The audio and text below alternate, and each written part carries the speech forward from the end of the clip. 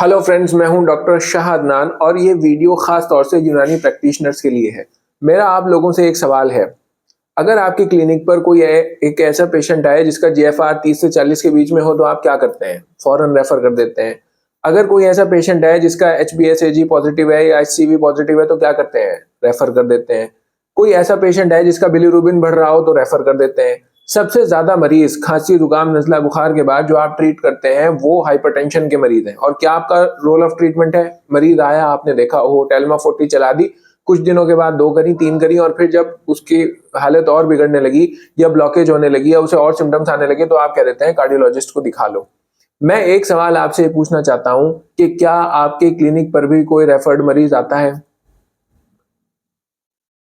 आप लोग जो है उस बीमारी का इलाज यूनानी पैथी से क्यों नहीं करते? नियोस्टियोआर्थराइटिस के मरीज आते हैं, कुछ दिनों आपने उसे स्टेरॉइड खिलाया और फिर जब चेहरे पे वर्म वगैरह आनी शुरू हो गई तो फिर कहते हैं कि भाई अब जाके किसी ऑर्थोपेडिशियन को दिखा लो।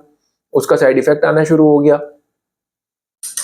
मसले ये हैं कि हमारे क्लिनिक पर हम पेशेंटों को रेफर बहुत करते हैं, लेकिन रेफर होके पेशेंट क्या हमारे क्लिनिक पर आ रहे या नहीं आ रहे, और अगर नहीं आ रहे तो इसकी क्या वजह है? हमारे पास भी एक डॉक्टर की डिग्री है जिसको सरकार उसी तरह इक्विवेलेंट मानती है एमबीबीएस के, जिस तरह के एमबीबीएस है सरकार की नजर में वो भी उतनी इक्विवेलेंट है। लेकिन क्यों? क्योंकि हम अपनी पैथी में प्रैक्टिस नहीं करते। हमें यूनानी पैथी के जो बेसिक सिद्धांत हैं उनके बारे में नहीं पता, हमें अरकान, मिजाज, अखलाक के बारे में नहीं पता, हम नहीं जानते कि यूनानी पैथी किस तरह से बीमारी मानती है, क्या पैरामीटर्स हैं जिसपे वो बीमारी को बीमारी मानती है, क्या पैरामीटर्स हैं जिसमें वो मानती है कि अब सेहत है या अब मर्ज है, क्या पैरामीटर्स है जिससे यूनानी पैथी के जरिए से इलाज होता है। जब हमें ये सब चीजें नहीं पता, हमें ये नहीं पता मिजाज क्या होता है, मिजाज एसेस कैसे होता है, ये तो बहुत दूर की बात, और बीमारी आती ही क्यों है यूनानी पैथी के ताल्लुक से अगर बात करें, और किन दवाओं की मदद से बीमारी को ठीक किया जा सकता है, तो जाहिर है फिर हम यूनानी पैथी में इलाज कैसे करेंगे? और जब हम यूनानी पैथी में इलाज नहीं करते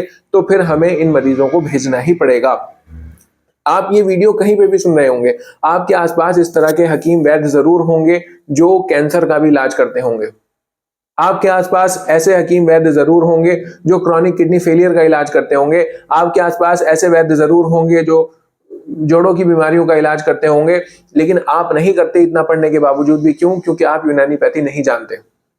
दोस्तों, क्लिनिक पर इस तरह की प्रॉब्लम्स आती हैं और हम लोग क्योंकि नाआशना है यूनानी पैथी से, हम नाआशना है यूनानी कंसेप्ट से, यूनानी नजरियात से, इस वजह से हम बहुत ज्यादा खुल के मरीजों का इलाज यूनानी पैथी में नहीं कर सकते। हमने 2-4 दवाइयां इधर उधर से सीख ली कि अच्छा किसी को इरेक्टाइल डिस्फंक्शन है तो चलो माजून मुगल्लिज दे दो, लॉस ऑफ लिबिडो है तो चलो लबू कबीर दे दो, और बस हमारी यूनानी पैथी यहाँ पर आगे खत्म हो जाती है। जबकि यूनानी पैथी एक ऐसी पैथी है जिसमें हर बीमारी का इलाज है। आप अगर यूनानी पैथी को ढंग से पढ़ने लगेंगे, जो क्रॉनिक बीमारियां हैं, यहां तक कि जिनका इलाज एलोपैथिक डॉक्टर भी नहीं कर पाते, उनके इलाज हमारी पैथी में है। अगर लिवर फेलियर किसी को हो रहा है, अगर किडनी फेलियर किसी को हो रही है, फर्स्ट सेकंड डिग्री का दर्जे का अगर कैंसर भी है, तो इसका इलाज यूनानी पैथी में हो रहा है और डॉक्टर करते हैं, और हमें अपने ऊपर कॉन्फिडेंस होना चाहिए कि हमें कर लेना चाहिए। अल्हम्दुलिल्लाह मेरे अपने जेरे इलाज इस तरह के बहुत सारे मरीज हैं। मैं यहाँ पर ये नहीं कह रहा कि यूनानी पैथी में कोई ऐसी जादू की छड़ी है कि उसे घुमाया और फौरन मेटास्टेसिस दूर हो गया, या फौरन जो है जीएफआर नॉर्मल पे आ गया, या फौरन लिवर ठीक हो गया। लेकिन हाँ, हम सपोर्टिव ट्रीटमेंट देते हैं। अगर किसी की कीमो चल रही है और साथ में सपोर्टिव दवाइयां हमारी हैं तो फिर वो रिकवरी होने में बहुत ही आसानी होती है। यहां तक कि गवर्नमेंट ऑफ इंडिया ने टीबी के प्रोग्राम्स में आयुष की दवाइयां शामिल करवाई, क्योंकि टीबी प्रोग्राम के अंदर जो एंटीबायोटिक्स वो दे रहे थे तो टीबी का बैक्टीरिया उससे रेजिस्टेंट हो गया था। सपोर्टिव के तौर पर गवर्नमेंट तक रिकॉग्नाइज कर रही है आयुष को। हालांकि अभी तक उसमें यूनानी की दवाइयां नहीं है, आयुर्वेद की दवाइयां हैं, लेकिन उन्होंने रिकॉग्नाइज किया कि आज के दौर में जब बैक्टीरियल रेजिस्टेंस इतना ज्यादा हो रहा है और एंटीबायोटिक्स पे रेजिस्टेंस डेवलप हो रही है, तो फिर क्या करा जाए। तो आयुष की दवाइयां उन्होंने लेनी शुरू की, और इसी तरह कुछ दिनों में यूनानी की दवाइयां भी वो लेनी शुरू कर देंगे।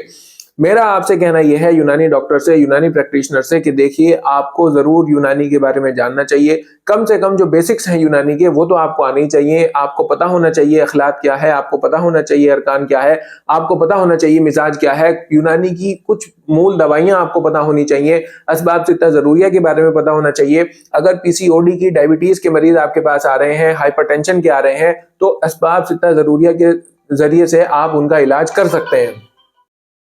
इसी सिलसिले में हम यूनानी डॉक्टर्स के लिए, उन डॉक्टर्स के लिए खास तौर से जिन्होंने अपने यूएमएस के अंदर यूनानी के बारे में बहुत ज्यादा समझा जाना नहीं है, एक सर्टिफिकेट कोर्स शुरू करने जा रहे हैं। ये बिल्कुल ऑनलाइन सर्टिफिकेट कोर्स है।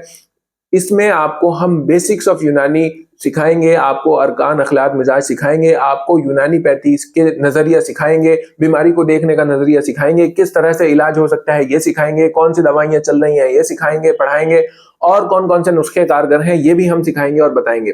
दरअसल ये प्रोग्राम हर उस यूनानी डॉक्टर को करना चाहिए जो यूनानी के बारे में नहीं जानता और जो प्रॉपर एलोपैथिक प्रैक्टिस करता है। हर उस स्टूडेंट को करना चाहिए जिसकी BOMS पूरी हो गई और वो अब तक यूनानी से नाशना है। इंशाल्लाह ये उनके लिए फायदेमंद होगा, और इसको करने के बाद आपके पास एक बहुत मजबूत बैक हो जाएगी यूनानी की, और आप यूनानी के नजरियात को, यूनानी के इस तरह की चीजों को, बीमारी के देखने को, इलाज करने को, इनको समझ पाएंगे और फिर अपने क्लिनिक पर उस तरह से इलाज आप कर पाएंगे इंशाल्लाह। ये जो इसका पहला बैच है इंशाल्लाह 20 जनवरी से ये शुरू हो रहा है, और इसमें आप लोगों को रजिस्ट्रेशन करा लेना चाहिए। जो नीचे दिए गए व्हाट्सएप नंबर पर आप कांटेक्ट कर सकते हैं और मजीद डिटेल्स इसकी मालूम कर सकते हैं। बाकी मैं आपसे ये जरूर कहूंगा कि अगर आप यूनानी में इंटरेस्ट रखते हैं तो ये, और यूनानी आप नहीं जानते, जो लोग यूनानी पैथी को जानते हैं उनके लिए ये कोर्स उस तरह से नहीं है। वो अक्सर मेरी वीडियोस पर आकर कमेंट करते हैं कि ये उन लोगों के लिए है। बहुत सारे ऐसे लोग हैं जो BOMS कर चुके हैं लेकिन उन्हें यूनानी का यू भी नहीं पता, तो वो इसमें जरूर रजिस्टर करा सकते हैं। और ये रजिस्टर कराने से और ये ऑनलाइन सर्टिफिकेट कोर्स करने से आपके यूनानी के कंसेप्ट क्लियर होंगे इंशाल्लाह, और आप जानेंगे कि किस कदर यूनानी के नजरियात बहुत फ्रूटफुल हैं और किस कदर इनके जरिए से हम मरीजों का इलाज कर सकते हैं। बाकी दोस्तों ये एक सर्टिफिकेट कोर्स है। इसमें कोर्स पूरा करने के बाद, जो कि 28 से 30 दिन का है, आपको इस्लामिक फाउंडेशन ट्रस्ट द्वारा हमारे इस कोर्स को उन्होंने रिकॉग्नाइज किया है और एक सर्टिफिकेट प्रोवाइड किया जाएगा जिसमें ये लिखा जाएगा कि आपने इस कोर्स में पार्टिसिपेट किया, सर्टिफिकेट कोर्स में, और आप इसमें पास हुए। बाकी दोस्तों आप अगर इसकी मजीद मालूमात चाहते हैं तो जो नीचे व्हाट्सएप नंबर दिया गया है इस पर व्हाट्सएप के जरिए से मालूमात हासिल कर सकते हैं। और बस मुझे लगता है कि जितना जरूरी था मैंने बता दिया। आप इस बारे में क्या सोचते हैं मुझे कमेंट करके जरूर बताइएगा। अपना बहुत ख्याल रखिएगा। मिलते हैं नेक्स्ट वीडियो में, तब तक के लिए बाय।